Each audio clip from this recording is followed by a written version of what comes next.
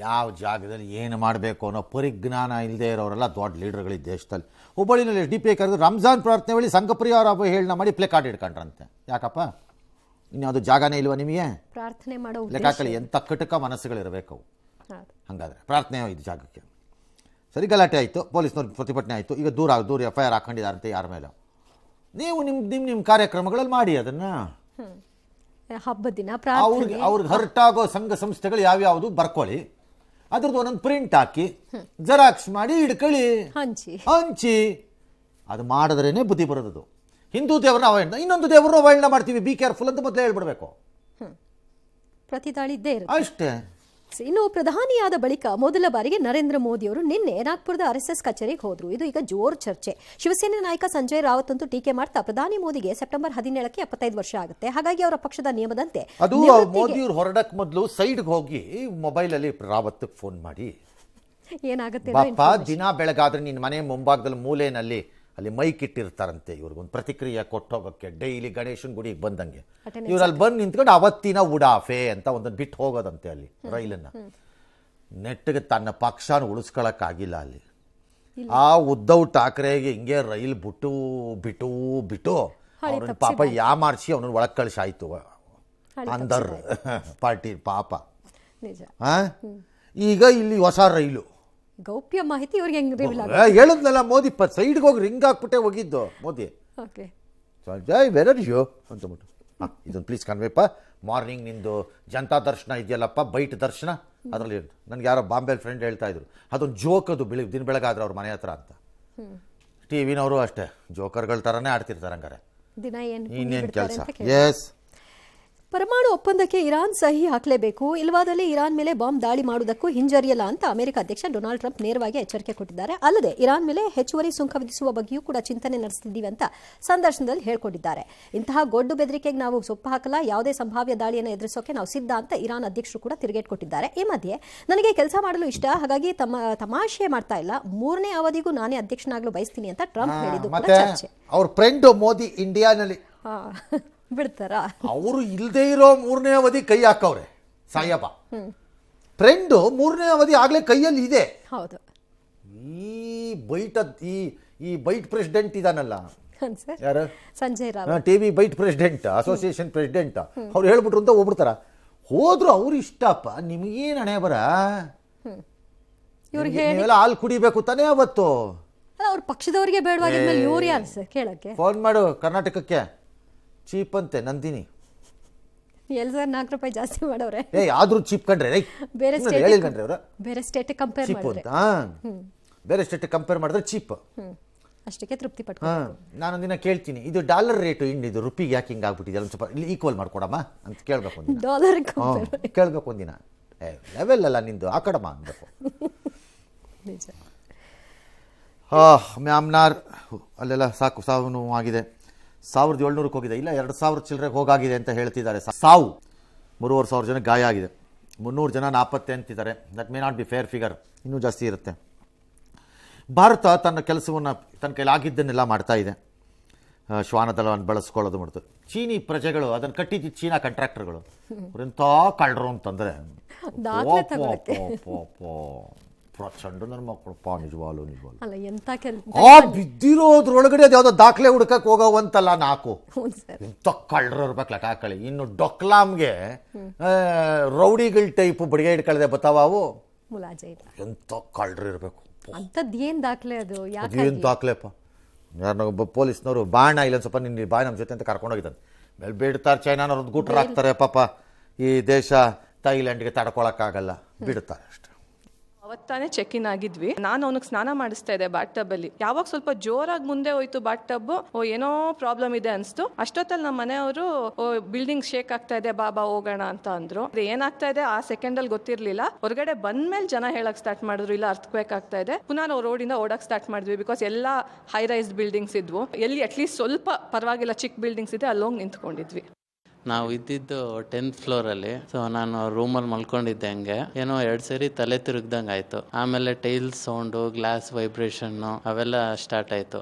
ಜೀವ ಹೆಂಗಿತ್ತು ಏನು ಗೊತ್ತಿಲ್ಲ, ಬ್ಲ್ಯಾಂಕ್ ಆಗಿದ್ವಿ. ಜಸ್ಟ್ ಸ್ಟೆಪ್ಸ್ ನೋಡಿ ಕಾಲಿಡ್ತಾ ಇದ್ವಿ, ಬಿಟ್ರೆ ಬಿಲ್ಡಿಂಗ್ ಉಳಿಯುತ್ತೋ ಇಲ್ವೋ ಏನು ಯೋಚನೆ ಮಾಡೋಕ್ಕೂ ಟೈಮ್ ಇರಲಿಲ್ಲ. ಆ ಥರ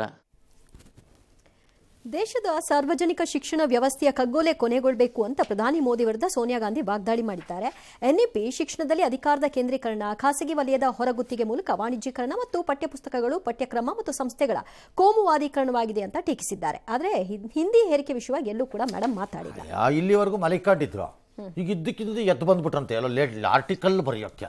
ಯಾರೋ ಲೆಫ್ಟಿಸ್ಟ್ ಬರ್ಕೊಟ್ಟಿರ್ತಾರೆ, ಈ ಮೇಡಮ್ ಓಕೆ ಹಾಕೊಳ್ಳಿ ನನಗೇನೋ ಹೋಗ್ಬೇಕು ಅಂತ ಪುಕ್ಕಟೆ ಬಿಟ್ಟಿರ್ತಾರೆ ಅಷ್ಟೇ. ಯಾರಪ್ಪ ಖಾಸಗೀಕರಣ ಸ್ಟಾರ್ಟ್ ಮಾಡಿದ್ದು? ಖಾಸಗಿ ವಲಯದ ಹೊರಗುತ್ತಿಗೆ ಯಾವಾಗ ಸ್ಟಾರ್ಟ್ ಆಗಿದ್ದು? ಅದಕ್ಕೆ ನಿಮ್ಮ ಸರ್ಕಾರ ಇರಲಿಲ್ವ? ಸತ್ತೋಗಿತ್ತಾ ನಿಮ್ಮ ಸರ್ಕಾರ ಏನಾರು? ಹಾಗೇನು ಮಣ್ಣು ತಿಂತಾ ಇದ್ರ ಅಥವಾ ಕಡಲೆಕಾಯಿ ಬೀಜ ತಿಂತಿದ್ರಾ ಅವಾಗ?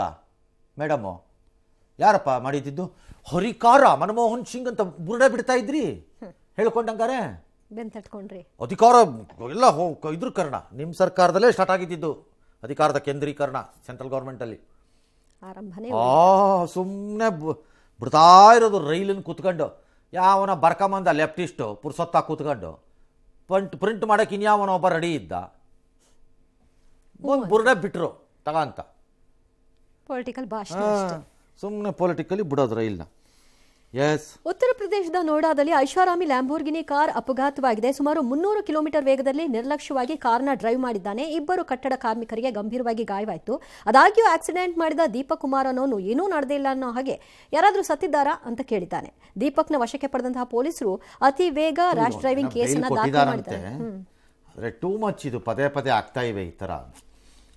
ಕೋರ್ಟ್ಗಳು ಭಾಳ ಲೀನಿಯೆಂಟ್ ಆಗಿ ತಗೋತಿದ್ದಾರೆ ಇದನ್ನು. ನಮ್ಮ ಕೋರ್ಟ್ಗಳು ಹೆಂಗೆ ಅಂದರೆ ಎಲ್ಲ ಕರೆಕ್ಟ್ ಇರಬೇಕು, ಎಲ್ಲ ಪ್ರೂವ್ ಎಲ್ಲ ಕರೆಕ್ಟ್ ಇದ್ಬಿಡ್ಬೇಕು, ಯಾವುದೂ ಆಗ್ತಾ ಇರಬಾರ್ದು. ಹಿಂಗಾಗ್ಬಿಟ್ಟಿವೆ ಕೋರ್ಟ್ಗಳಲ್ಲಿ ಕೆಲವು ಸರಿ.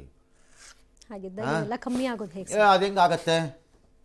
ಚಿಕ್ಕ ಹುಡುಗ ಬಂದು ಗಾಡಿ ಓಡಿಸಿದ್ರೆ ಎಸ್ಸೆ ಬರೆಯೋ ಅಂದ್ಬಿಟ್ಟು ಕಳಿಸೋ ಕೋರ್ಟ್ಗಳು ನಮ್ಮಲ್ಲಿ. ಇನ್ನೇನಾಗಬೇಕು? ಏನಿಲ್ಲ, ಉದ್ರೇಗಕ್ಕೊಳಗಾದರೆ ಜನ ಸ್ಥಳದಲ್ಲಿ ಕೊಡುವ ಶಿಕ್ಷೆಯೇ ಅಂತಿಮ, ಅಷ್ಟೇ. ಇನ್ನೇನು ಮಾಡೋಕ್ಕಾಗತ್ತೆ? ಹೈದ್ರಾಬಾದ್ ವಿ ಕ್ಯಾಂಪಸ್ ಪಕ್ಕದಲ್ಲಿ 400 ಎಕರೆ ಇದೆ.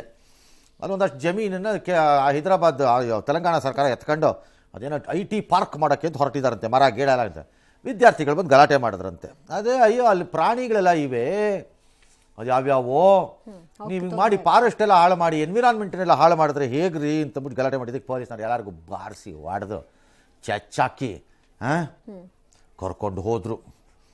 ರೇವಂತ್ ರೆಡ್ಡಿ ಸರ್ಕಾರ ಏನು ಹೇಳ್ತು? ಅವ್ರಿಗೂ ಲ್ಯಾಂಡ್ಗೂ ಯಾವ ಸಂಬಂಧ? ಎನ್ವಿರಾನ್ಮೆಂಟು ಇಲ್ಲ, ಪರಿಸರನೂ ಇಲ್ಲ, ಅಲ್ಲಿ ಬರೀ ಒಂದಷ್ಟು ನರಿಗಳಿವೆ ಅಷ್ಟೇ ಅಂತೇನೋ ಒಂದು ಬಿಟ್ಟರು ರೈಲ್ನ. ಅವ್ರ ಪಕ್ಷದ ಅಧ್ಯಕ್ಷರು ಕೇಳಿ ಪಾಪ, ಎಲ್ಲವರು ಸಾಯಬ್ರ ಹಿಂದೆ ಯಾವಾಗಲೂ ಫುಲ್ಲು ಸ್ಟೈಲೆಲ್ಲ ಹೈದ್ರಾಬಾದಿನವ್ರು ಸ್ಟೈಲೆಲ್ಲ ಓಡಾಡ್ತಿದ್ರು ಪಾಪ. ಈಗ ಅವ್ರು ರಾಹುಲ್ ಗಾಂಧಿ ಒಂದು ಕಾಗದ ಬರೀತಾರೆ ಮೋದಿಗೆ, ಆಫ್ ಶೋರಲ್ಲಿ ಗೋಲ್ಡ್ ಎಕ್ಸ್ಕರ್ಷನ್ ಇಲ್ಲದೆ ಅದರದ್ದಕ್ಕೆ ಕೊಡಬೇಡಿ, ಎನ್ವಿರಾನ್ಮೆಂಟ್ಲಿ ಸಮಸ್ಯೆ ಆಗ್ಬಿಡುತ್ತೆ, ಕೊಡಬೇಡಿ, ನೀವು ಕೊಡಬಾರ್ದುಪ್ಪ ಮೋದಿ ಅಂತಾರೆ. ಮೋದಿ ಅಲ್ವಾ ಬರಿಬೋದು ಕಾಗ್ದ. ರೇವಂತ್ ರೆಡ್ಡಿ ಅದೇ ನಂಗೆ ಗೊತ್ತಿ. ಹೌದಾ, ಹೈದ್ರಾಬಾದ್ ಅಂತ ಒಂದು ಊರು ಇದೆಯಾ ಇಂಡಿಯಾನಲ್ಲಿ? ಹೌದಾ, ನನಗೆ ಐಡಿಯಾನೇ ಇಲ್ವಲ್ಲಪ್ಪ. ತೊಂದರೆ ಆಗ್ತಾ ಇದೆಯಾ? ನಂಗೆ ಗೊತ್ತೇ ಇಲ್ವಲ್ಲ. ಇದು ಸರ್ ಶಿವಕುಮಾರ್. ಹೌದಾ, ಶಿವಕುಮಾರ್ ಅಂತ ಒಬ್ರು DCM ಇದ್ದಾರಾ ನಮ್ಮ ಪಕ್ಷದಲ್ಲಿ? ನಮ್ಗೆ ಗೊತ್ತೇ ಇಲ್ವಲ್ಲಪ್ಪ ಅಂತ. ಎಲ್ಲ ಲೆಫ್ಟಿಸ್ಟ್ಗಳು ತಗೊಂಬಂದು ಇವ್ರಿಗೆ ಬೇಕಾದಾಗ ಹಿಂಗೆ ಇದನ್ನ ಹಿಡ್ಕೊಂಡು ನಿಂತು ಬಿಡ್ತಾರೆ ಬೋರಿ. ಈಗ ಮಕ್ಕಳಿಗೆ ಉತ್ತರ ಕೊಡ್ರಪ್ಪ ಹಂಗಾರೆ, ಅದು ಬೇಕೋ ಬೇಡವೋ ನಂಗೆ ಗೊತ್ತಿಲ್ಲ. ಎಸ್, ದಾವಣಗೆರೆಯ ನ್ಯಾಮತಿ SBI ಬ್ಯಾಂಕ್ ದರೋಡೆ ಆಗಿತ್ತು 6 ತಿಂಗಳ ಹಿಂದೆ. ಈಗ ಆರೋಪಿಗಳನ್ನ ಬಂಧನಕ್ಕೆ ಒಳಪಡಿಸಿದ್ದಾರೆ. 17 kg ಚಿನ್ನವನ್ನ ಪೊಲೀಸರು ಸೀಸ್ ಮಾಡಿಕೊಂಡಿದ್ದಾರೆ. ವಿಜಯ್ ಕುಮಾರ್ ಅನ್ನೋನು ಬ್ಯಾಂಕ್ನಲ್ಲಿ 2 ಸರಿ ಲೋನ್ಗೆ ಅರ್ಜಿ ಹಾಕಿದಂತೆ, ತಿರಸ್ಕಾರ ಮಾಡಿದ್ರಂತೆ. ಹಾಗಾಗಿ ರೋಸ್ ಹೋಗಿ ಈ ತರ ಮಾಡಿದನಂತೆ. 17 kg ಚಿನ್ನವನ್ನು ತಗೊಂಡೋಗಿ ಪಾಳು ಬಿದ್ದ ಬಾವಿಯಲ್ಲಿ ಹಾಕಿದ್ದ. ದರೋಡೆಗೆ ಮೊದಲು ನಂತರದ ಸಂದರ್ಭ ಗಡಿ ಚೌಡಮ್ಮನಿಗೆ ಹೋಗಿ ಅಷ್ಟ ದಿಗ್ಬಂಧನ ಪೂಜೆ ಕೂಡ ಮಾಡಿಸಿದ್ನಂತೆ. ವಿಜಯ್ ಅಂತೇಳಿ ಆತ ಇದರ ಮಾಸ್ಟರ್ ಮೈಂಡ್ ಅಂತ ಗೊತ್ತಾಗುತ್ತೆ. ವಿಜಯ್ ಅಲ್ಲಿ ಒಂದು ಸ್ವೀಟ್ ಅಂಗಡಿ ಇಟ್ಕೊಂಡು ವ್ಯಾಪಾರ ಮಾಡ್ತಕ್ಕಂಥವ್ರು ನ್ಯಾಮತಿಯಲ್ಲಿ. ಅವನು ಬ್ಯಾಂಕ್ಗೆ ಅರ್ಜಿ ಹಾಕಿರ್ತಾನೆ ಸಾಲಕ್ಕೆ. ಬ್ಯಾಂಕ್ ಅವನ ಅರ್ಜಿ ತಿರಸ್ಕೃತ ಆಗ್ತದೆ. ಅವನಿಗೆ ಒಂದು ದ್ವೇಷದ ಭಾವನೆ ಕೂಡ ಬರ್ತದೆ. ನಂತರ ಈ ಬ್ಯಾಂಕ್ ಕಳ್ಳತನಗಳನ್ನ ಯಾವ ರೀತಿ ಮಾಡ್ತಾರೆ ಅನ್ನುವುದನ್ನ ಯೂಟ್ಯೂಬ್ನಲ್ಲಿ ಅಧ್ಯಯನ ಮಾಡಿರ್ತಕ್ಕಂಥದ್ದು ತನಿಖೆಯ ವೇಳೆ ಗೊತ್ತಾಗಿದೆ. ತನ್ನ ತಮ್ಮ ಜೊತೆಗೆ 3 ಜನ ಸ್ನೇಹಿತರು ಅವ್ನು ಮಾಡಿದ ತಪ್ಪು ಓಕೆ ಅವ್ನು ಮಾಡಿದ ತಪ್ಪು 17 kg ತಗೊಂಡೋಗಿ ಬಾವಿಲಿ ಇಟ್ಟಿದ್ದಾನೆ ಪೆದ್ದ. ಹ್ಞೂ ಸರ್. ಹಾಂ ಆಯಿತು, ತಪ್ಪೇ ಅವ್ನು ಮಾಡಿರೋದು ಬ್ಯಾಂಕ್ ಲೂಟಿ ಎಲ್ಲ ಸರಿ ಅಲ್ಲ ಅದು. ಬಟ್ ಆ ಬ್ಯಾಂಕು 2 ಸರಿ ಅವನ ಅರ್ಜಿನ ಸಿಂಪಲ್ ಆಗಿ ಸ್ವೀಟ್ ಅಂಗಡಿ ಇಟ್ಕೊಂಡು ಅವನು ಸ್ವಯಂ ಉದ್ಯೋಗದಲ್ಲಿ ಏನಕ್ಕೆ ತಿರಸ್ಕಾರ ಮಾಡ್ತು ಅಂತ ಒಂದ್ಸರಿ ಚೆಕ್ ಮಾಡ್ರಪ್ಪ. ಮ್ಯಾನೇಜರ್ ಏನಾರು ಯಾಮಾರಿಸಿದಾರ ನೋಡ್ರ. Has manager's action forced somebody to become a thief ನೋಡ್ರಪ್ಪ. ಅದು ಚೆಕ್ ಮಾಡಿ ಅದು ಯಾಕೆ ರಿಜೆಕ್ಟ್ ಆಯಿತು ಅಂತ. ನ್ಯಾಯಬದ್ಧವಾಗೇ ಆಗಿರ್ಬೋದೇನಾ. ರೀಸನ್ ಜೆನ್ಯೂನ್ ಆಗಿದೆ. ಹಾಂ, ಪೊಲೀಸ್ನವ್ರು ಮಾಡ್ಬೇಕಾ ಕೆಲಸನ. ಆ ಆಂಗಲ್ ಅಲ್ಲೂ ಮತ್ತೆ ಮ್ಯಾನೇಜರ್ ಸುಮ್ಮನೆ ಉಡಾಪೆ ಹೊಡ್ಕೊಂಡು ಮಾಡ್ಬಿಟ್ಟಿದ್ರು ಅಂತ ಇಟ್ಕೊಳ್ಳೋಣ, ಮಾಡಿಲ್ಲದೆ ಇರ್ಬೋದು. ಆಗ ಮ್ಯಾನೇಜರ್ ಜವಾಬ್ದಾರಿ ಯಾಕಾಗಲ್ಲ ಅಂದ್ರೆ ಪರೋಕ್ಷವಾಗಿ ಉತ್ತೇಜನ ಕೊಟ್ಟು ಅಂತ ನನ್ನ ವಾದ. ಅವ್ನು ಮಾಡಿದ ತಪ್ಪು ಅನುಭವಿಸ್ಲಿ. ಎಸ್.